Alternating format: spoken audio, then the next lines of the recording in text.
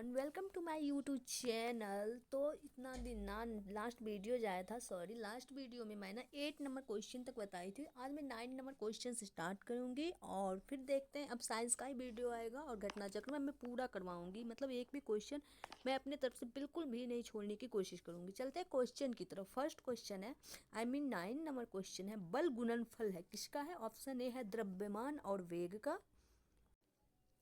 द्रव्यमान और त्वरण का। तो ऑप्शन बी ही सही है, द्रव्यमान और त्वरण। एक्सप्लेनेशन देखते हैं। वह बल वह धक्का या खिंचाव है जो एक वस्तु द्वारा दूसरी वस्तु पर आरोपित किया जाता है। बल इज इक्वल टू होता है द्रव्यमान इंटू त्वरण, F is equal to M into ए।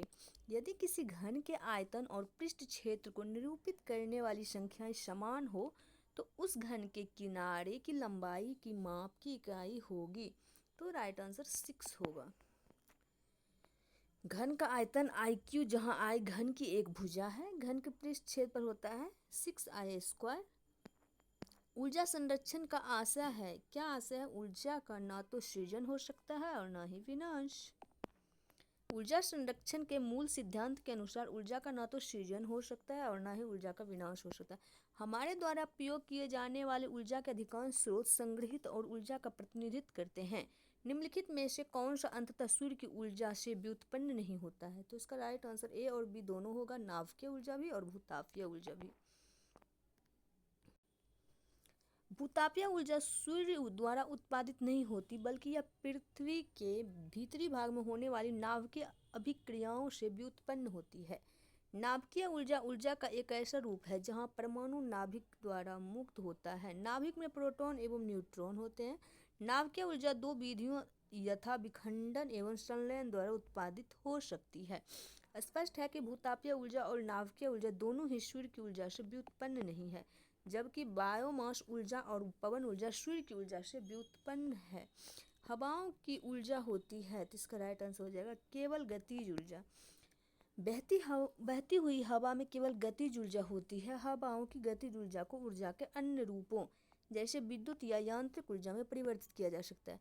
वायु शक्ति में ऊर्जा का कौन सा रूप विद्युत ऊर्जा में परिवर्तित होता है? तो वो हो जाएगा गतिज ऊर्जा। बहती वायु से उत्पन्न की गई ऊर्जा को पवन ऊर्जा कहते हैं। पवन ऊर्जा के उत्पादन के लिए हवादार जगहों पर पवन चक्कियों को लगाया जाता है, जिनके द्वारा वायु की गतिज ऊर्जा यांत्रिक ऊर्जा में परिवर्तित हो जाती है। इस यांत्रिक ऊर्जा को जनित्र की मदद से विद्युत ऊर्जा में परिवर्तित किया जा सकता है। सूची 1 को सूची 2 से सुमेलित कीजिए और सूचियों के नीचे दिए गए कूट में सही उत्तर का चयन कीजिए। ऊष्मा से वैद्युत, वैद्युत से ध्वनि, द्रव्यमान ऊष्मा और रासायनिक से ऊष्मा एवं प्रकाश। इसका राइट आंसर बी होगा। ऊष्मा से वैद्युत यानी कि सौर सेल, वैद्युत से ध्वनि लाउड स्पीकर और द्रव्यमान ऊष्मा नाभिकीय रिएक्टर, रासायनिक ऊष्मा एवं प्रकाश ईंधन दहन। गति को सर्वप्रथम किसने परिभाषित किया था? तो गैलीलियो ने। किसने? गैलीलियो ने ही सर्वप्रथम एक समान रेखीय गति को परिभाषित किया था। उनके अनुसार प्रति इकाई समय में तय की गई दूरी को गति कहते हैं। तत्पश्चात न्यूटन ने पिंडों एवं वस्तुओं की गति का वर्णन करने के लिए गति के नियम प्रतिपादित किए। न्यूटन के गति का पहला नियम जाना जाता है, तो इसका राइट आंसर होगा जड़ता का नियम। न्यूटन के गति के प्रथम नियम को जड़त्व का नियम भी कहा जाता है। इसके अनुसार प्रत्येक पिंड तब तक अपनी विरामावस्था अथवा सरल रेखा में एक समान गति की अवस्था में रहता है जब तक कोई बाह्य बल उसे अन्यथा व्यवहार करने के लिए विवश नहीं करता। वह ट्रेन जैसे ही चलना आरंभ करती है उसमें बैठे यात्री का सिर पीछे की ओर झुक जाता है। इसका कारण क्या है? स्थिरता का।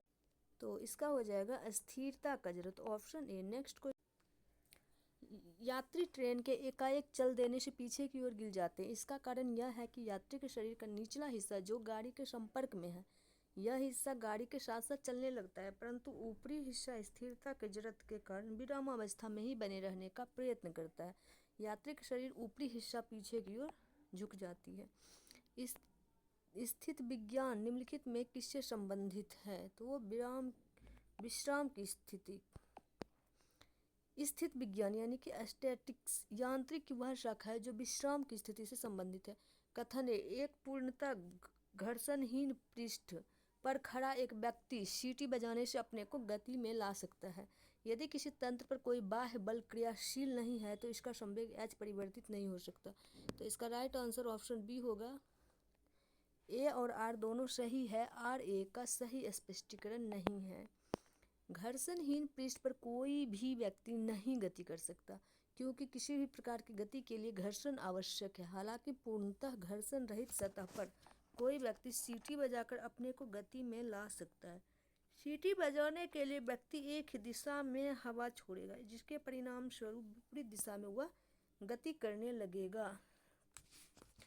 कारण आर में संवेग संरक्षण के सिद्धांत का उल्लेख है। सड़क पर चलने की अपेक्षा बर्फ पर चलना कठिन है, क्योंकि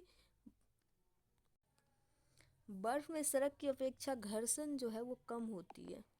सड़क पर चलने में हमें आसानी इसलिए होती है क्योंकि पृथ्वी पर उसकी सतह खुरदरी होने के कारण घर्षण बल उत्पन्न होता है। उसकी सतह खुरदरी होने के कारण ही हम उस पर पैर टिका कर पृथ्वी को पीछे ढकेलते हैं और न्यूटन के तृतीय नियम के अनुसार हम आगे बढ़ जाते हैं। जिसके विपरीत बर्फ में सड़क की अपेक्षा घर्षण कम होने के कारण उस पर चलना सड़क पर चलने की तुलना में कठिन होता है।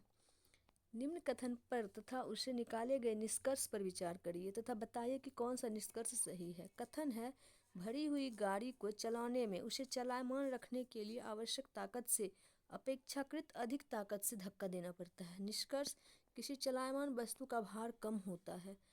प्रारंभ में पहिए फिसलने लगते हैं, एक बार गाड़ी चल पड़ने के बाद घर्षण कम होता है। तो इसका राइट आंसर हो जाएगा ऑप्शन सी। भरी हुई गाड़ी को चलाने में उसे चलायमान रखने के लिए आवश्यक बल से अपेक्षाकृत अधिक बल लगाना पड़ता है, क्योंकि एक बार गाड़ी चल देने के बाद घर्षण कम होती है। प्रत्येक क्रिया के लिए एक समान और विपरीत प्रतिक्रिया होती है। यह नियम दिया था न्यूटन ने। प्रकृति में बल कभी भी अकेला नहीं पाया जाता। दो पिंडों के बीच परस्पर अन्योन्य क्रिया बल है। बल सदैव युगल में पाए जाते हैं, साथ ही दो पिंडों के बीच परस्पर बल सदैव समान और विपरीत दिशा में होते हैं। न्यूटन ने इस धारणा को गति के तृतीय नियम के रूप में व्यक्त किया, जो इस प्रकार प्रत्येक क्रिया की सदैव समान एवं विपरीत दिशा में प्रतिक्रिया होती है। एक प्रभावी कोरियोलिस बल किस कारण होता है? तो इसका राइट आंसर हो जाएगा पृथ्वी का घूर्णन। वायुमंडलीय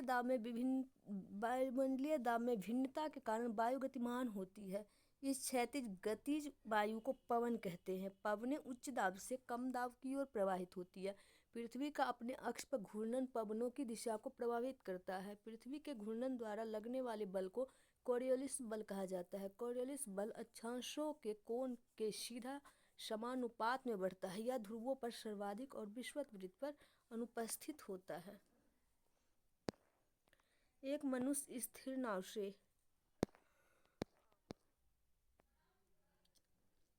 एक ट्रक, एक कार, एक मोटरसाइकिल की गतिज ऊर्जाएं समान है। यदि समान अवरोधक बल लगाए जाए और वे क्रमशः XYZ दूरी पर रुके तो इसका राइट आंसर हो जाएगा option C, X = Y = Z। Cycle और कारों में बॉल बेयरिंग का प्रयोग होता है क्योंकि पहिया और धुरी के बीच संस्पर्श का प्रभावी क्षेत्र घट जाता है। बॉल बेयरिंग के प्रयोग से पहिया और धुरी के बीच संस्पर्श का प्रभावी क्षेत्र घट जाता है। संस्पर्श से क्षेत्र के घटने से घर्षण बल कम लगता है। एक व्यक्ति कार में जो विराम में बैठा है, सड़क से कार के चार पहियों में से प्रत्येक पर प्रतिक्रिया आर है। जब कार सीधी समतल सड़क पर चलेगी तो अग्र पहियों में प्रत्येक पर प्रतिक्रिया में क्या परिवर्तन आएगा? तो ये होगा, यह आर से कम होगा। नेक्स्ट है, किसी वस्तु में गतिक घर्षण अवलंब प्रतिक्रिया के समानुपाती तथा स्थैतिक घर्षण से कम होता है। तेल से अंशतः भरा हुआ तेल का एक टैंकर समतल सड़क पर आगे की ओर एक समान त्वरण से जा रहा है। तेल का मुक्त पृष्ठ क्षैतिज बना रहेगा। क्षैतिज से इस प्रकार अवनत होगा कि पिछले सिरे पर कम गहराई होगी। क्षैतिज से इस प्रकार अवनत होगा कि पिछले सिरे पर अधिक गहराई होगी। तो सी इसका राइट आंसर होगा, अधिक गहराई होगी, ये होगा। समतल सड़क पर समान त्वरण से गति करने के कारण टैंकर में उपस्थित तेल का मुक्त पृष्ठ क्षैतिज से इस प्रकार आनत होगा कि पिछले सिरे पर अधिक गहराई होगी। निम्न कथनों पर विचार कीजिए। एक तीक्ष्ण वृत्ताकार पथ पर तीव्र गति से जाता हुआ 4 पहियों वाला वाहन बाहरी पहियों पर उल्टेगा, अंदर के पहियों पर उल्टेगा, बाहर की तरफ फिसलेगा, अंदर की तरफ फिसलेगा। इसका राइट आंसर ऑप्शन ए हो जाएगा 1 और 3। किसी बल्लेबाज द्वारा क्रिकेट की गेंद को मारने पर गेंद समतल जमीन पर लुढ़कती है। कुछ दूर लुढ़कने के पश्चात गेंद रुक जाती है। गेंद रुकने के लिए धीमी होती है क्योंकि बल्लेबाज ने गेंद को पर्याप्त प्रयास से हिट किया। गेंद पर गति की दिशा के विपरीत एक बल कार्य कर रहा है। नेक्स्ट क्वेश्चन है, समतल जमीन एवं गेंद के मध्य उपस्थित घर्षण बल गेंद की गति की विपरीत दिशा में कार्य करता है, अतः गेंद कुछ देर लुढ़कने के पश्चात रुक जाती है। त्वरण ज्ञात करने का सही सूत्र कौन सा है? A is equal to V minus U by T, A is equal to U plus V T, A is equal to V plus U by T. तो इसका राइट आंसर ए हो जाएगा, A is equal to V minus U by T. Washing machine का कार्य सिद्धांत है तो अपकेंद्रन। Washing machine का कार्य क्या है? अपकेंद्रन। नेक्स्ट क्वेश्चन है, वह प्रतिक्रिया बल जो परिमाण में अभिकेंद्रीय बल के बराबर होता है परंतु जिसकी दिशा अभिकेंद्रीय बल के विपरीत होती है अपकेंद्रीय बल कहलाता है। कपड़ा साफ करने की मशीन, दूध से मक्खन निकालने की मशीन आदि अपकेंद्रीय बल के सिद्धांत पर कार्य करते हैं। मथने के पश्चात क्रीम का दूध से पृथक हो जाने का कारण क्या है? तो इसका राइट आंसर हो जाएगा अपकेंद्रीय बल। मथने के पश्चात क्रीम का दूध से पृथक हो जाने का कारण अपकेंद्रीय। निम्नलिखित में से किसने न्यूटन से पूर्व ही बता दिया था कि सभी वस्तुएं पृथ्वी की ओर गुरुत्वाकर्षित होती है? इसका राइट आंसर हो जाएगा ब्रह्मगुप्त। ब्रह्मगुप्त गुप्तोत्तरकालीन गणितज्ञ एवं खगोल शास्त्री थे। इन्होंने ब्रह्मस्फुट सिद्धांत की रचना की तथा सर्वप्रथम यह बताया कि पृथ्वी सभी वस्तुओं को अपनी ओर आकर्षित करती है। गुरुत्वाकर्षण का सिद्धांत किसने दिया था? तो इसका राइट आंसर हो जाएगा ऑप्शन सी, आइजैक न्यूटन ने। गुरुत्वाकर्षण पदार्थों द्वारा एक दूसरे की ओर आकृष्ट होने की प्रवृत्ति है। सर आइजैक न्यूटन ने गति के 3 नियमों एवं गुरुत्वाकर्षण के सिद्धांत का प्रतिपादन किया। न्यूटन ने अपनी मौलिक खोजों के आधार पर बताया कि केवल पृथ्वी ही नहीं अपितु विश्व का प्रत्येक कण दूसरे कण को अपनी ओर आकर्षित करता रहता है। कणों के बीच कार्य करने वाले पारस्परिक आकर्षण को गुरुत्वाकर्षण तथा उससे उत्पन्न बल को गुरुत्वाकर्षण बल कहा जाता है। गुरुत्वाकर्षण के सार्वभौमिक नियम का प्रतिपादन किसने किया? तो इसका राइट आंसर हो जाएगा न्यूटन, ऑप्शन ए। गुरुत्वाकर्षण के सार्वभौमिक नियम का प्रतिपादन न्यूटन ने किया था। इस नियम के अनुसार दो पिंड के बीच लगने वाले आकर्षण बल का परिणाम उन पिंडों के द्रव्यमान के गुणनफल के समानुपाती तथा उनके बीच की दूरी के व्युत्क्रमानुपाती होता है। जहाँ F इज इक्वल टू बल, M1 इज इक्वल टू पहले पिंड का द्रव्यमान और M2 जो हो जाएगा दूसरे पिंड का द्रव्यमान होगा। अंतरिक्ष यात्री निर्वात से सीधे खड़े नहीं रह सकते क्योंकि इसका राइट आंसर हो जाएगा गुरुत्व नहीं होता है। अंतरिक्ष में कम गुरुत्व के चलते अंतरिक्ष यात्री सीधे खड़े नहीं रह पाते। कम गुरुत्व में लंबे अंतरिक्ष अभियानों में अंतरिक्ष यात्रियों को पेशीय क्षय और अस्थियों के घनत्व में कमी का सामना करना पड़ता है। अस्थि घनत्व कम होने से अस्थियां कमजोर हो जाती है।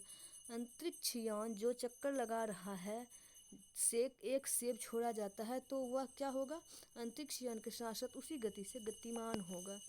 अंतरिक्ष में गुरुत्वाकर्षण के अभाव में सेब अंतरिक्ष यान के साथ साथ उसी गति से गतिमान होगा। पीसा की झुकी हुई मीनार गिर नहीं जाती है क्योंकि गुरुत्व केंद्र से जाने वाली ऊर्ध्वाधर लाइन तल के अंदर रहती है। यदि पृथ्वी और सूर्य की दूरी जो है उसके स्थान पर दोगुनी होती तो सूर्य द्वारा पृथ्वी पर गुरुत्वाकर्षण बल जो पड़ता वह होता अब जितना है उसका चौथा भाग। जब कोई वस्तु ऊपर से गिराई जाती है तो उसका भार होता है, तो इसका राइट आंसर हो जाएगा अपरिवर्तित। आदर्श परिस्थितियों में किसी वस्तु को ऊपर से गिराने पर उसके भार में कोई परिवर्तन नहीं होता क्योंकि उसका द्रव्यमान और उस पर लगने वाला गुरुत्वीय त्वरण अपरिवर्तित रहता है। यदि एक पंख, एक रबर की गेंद, एक लकड़ी की गेंद निर्वात में एक समान ऊंचाई से स्वतंत्रतापूर्वक एक साथ गिर रहे हैं तो इसका राइट आंसर हो जाएगा उपयुक्त में से तीनों एक साथ जमीन पर पहुंचेंगे।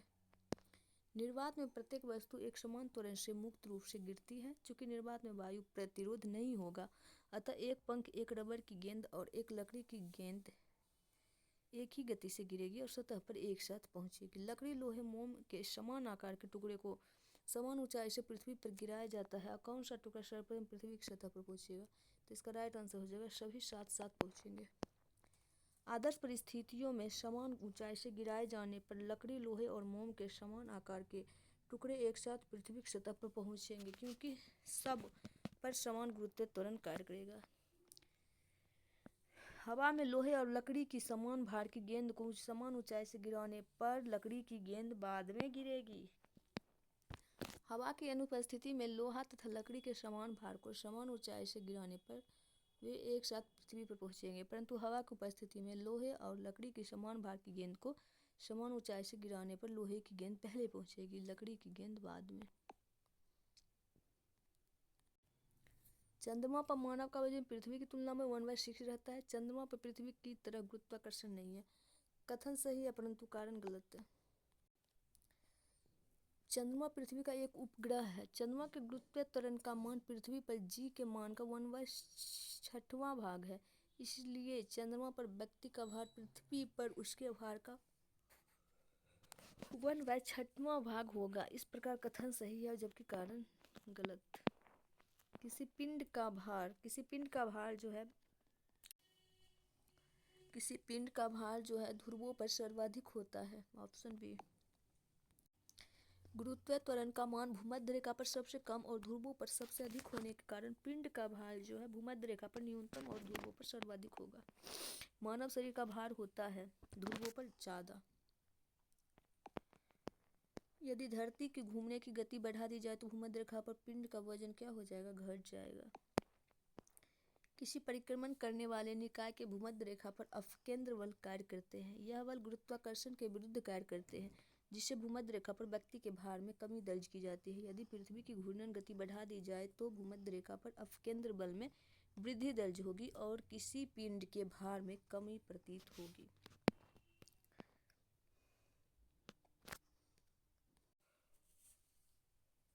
भारहीनता होती है गुरुत्वाकर्षण की शून्य स्थिति। पृथ्वी अपने कक्ष में लगभग 4400 किलोमीटर प्रति घंटा की गति से घूमती है। इस तेज गति को हम अनुभव क्यों नहीं करते? अपने कक्ष में पृथ्वी की गति की अपेक्षा हमारी गति शून्य है। यदि पृथ्वी का गुरुत्वाकर्षण बल अचानक लुप्त हो जाता है तो निम्न में कौन सा परिणाम सही होगा? तो वस्तु का भार शून्य हो जाएगा परंतु द्रव्यमान वही रहेगा। पृथ्वी की सतह के निकट किसी पिंड पर लगने वाला पृथ्वी का गुरुत्वाकर्षण बल यदि अचानक लुप्त हो जाए तो वस्तु का भार शून्य हो जाएगा परंतु द्रव्यमान वही रहेगा। पृथ्वी के चारों ओर परिक्रमा कर रहा कृत्रिम उपग्रह इसलिए पृथ्वी पर नीचे नहीं गिरता क्योंकि पृथ्वी का आकर्षण बल जो है उसकी गति के लिए आवश्यक त्वरण प्रदान करता है। अपने कक्ष में एक उपग्रह पृथ्वी के चक्कर लगाता रहता है। वह ऐसा निम्न में से किस कारण से करता है? तो केंद्राभिमुख बल। एक भू उपग्रह अपने कक्ष में निरंतर गति करता है। यह अभिकेंद्र बल के प्रभाव से होता है जो प्राप्त होता है पृथ्वी द्वारा उपग्रह पर लगने वाले गुरुत्वाकर्षण से। प्रकृति के ज्ञात बलों को 4 वर्गों में विभाजित किया जा सकता है, जैसे कि गुरुत्व, विद्युत चुंबक, निर्बल नाभिकीय बल और प्रबल नाभिकीय बल। उनके संदर्भ में निम्नलिखित कथनों में से कौन सा सही नहीं है? गुरुत्व चारों में सबसे प्रबल विद्युत चुंबक स्थित विद्युत आवेश वाले कण में क्रिया करता है। इसका राइट आंसर होगा गुरुत्व चारों में जो होगा वो प्रबल होगा। 4 आधारभूत बलों में गुरुत्व बल सबसे क्षीण बल है, जबकि प्रबल नाभिकीय बल समस्त मूलभूत बलों में प्रबलतम होता है। किसी लिफ्ट में बैठे हुए व्यक्ति को अपना भार कब अधिक मालूम पड़ेगा? जब लिफ्ट त्वरित गति से ऊपर जा रही है। लोलक की कालावधि क्या है? तो लंबाई के ऊपर निर्भर करती है लोलक की लंबाई। लोलक घड़ियां गर्मियों में सुस्त हो जाती है क्योंकि गर्मियों में दिन लंबे होते हैं, कुंडली में घर्षण होता है। लोलक की लंबाई जो है वो बढ़ जाती है। ऑप्शन सी जो है वो सही है। आज के लिए इतना ही, मिलेंगे नेक्स्ट वीडियो में। तब तक के लिए bye, take care, all the best, thanks for watching.